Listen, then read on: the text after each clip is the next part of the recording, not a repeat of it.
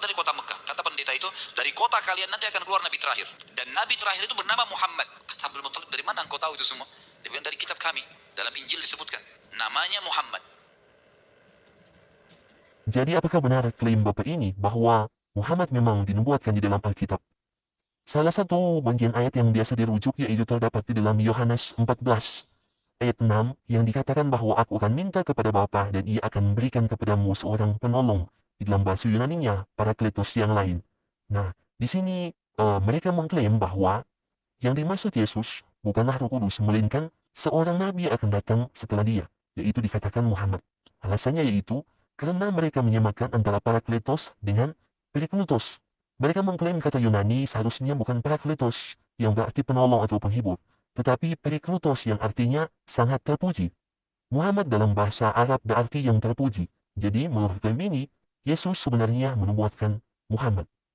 Namun kalau kita lihat di dalam naskah Yunani aslinya, semua manuskrip Yunani Perjanjian Baru yang kita miliki yang berjumlah ribuan dari abad kedua ke atas memakai kata Parakletos, bukan kata Periklutos.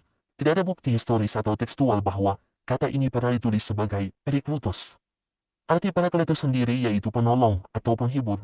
Bentuk dari para sama dengan di, kemudian kalio memanggil, dan kata ini dipakai 5 kali di dalam Injil Yohanes. Jadi konteks ini konsisten, tidak pernah menunjuk pada seorang nabi manusia, tetapi pada pribadi ilahi. Bahkan di dalam Yohanes 14 ayat 26, jelas Yesus menyebut Parakletos itu adalah Roh Kudus. Jadi Yesus sendiri memberi tafsiran.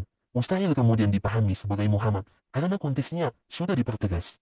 Kemudian dikatakan juga bahwa Parakletos itu akan menyertai selama-lamanya dalam Yohanes 14 ayat 16. Seorang manusia tidak bisa menyertai selama-lamanya. Lalu dikatakan juga bahwa Parakletos akan tinggal di dalam orang percaya. Ini jelas menunjuk pada roh, bukan nabi dengan tubuh jasmani. Karena manusia itu bisa mati, tidak bisa hidup selama-lamanya. Kata Parakletos dan Periklutos sendiri adalah dua kata yang sangat berbeda. Perbedaan ini bukan sekadar satu huruf, tapi memiliki akar kata yang berbeda, juga makna kata yang berbeda. Jika benar Yohanes pernah menulis Periklutos, pasti ada jejak dalam tradisi manuskrip, tetapi sampai saat ini tidak pernah ditemukan. Bahkan para bapak-bapak gereja di awal abad kedua sampai 4, seperti Tertullianus, Origenes, Agustinus, semuanya mengutip Yohanes dengan kata Parakletos, selalu ditafsirkan sebagai Roh Kudus. Jadi dari segi manapun kita melihat dari segi teologi, segi linguistik, dan bahkan sejarah naskah, klaim Parakletos adalah klaim yang berdiri kokoh, sedangkan klaim Perikletos adalah klaim yang tidak pernah terbukti dan tidak bisa diverifikasi di dalam bukti manapun. Semoga kita bisa mengerti mana yang benar dan mana yang salah. Tuhan berkati.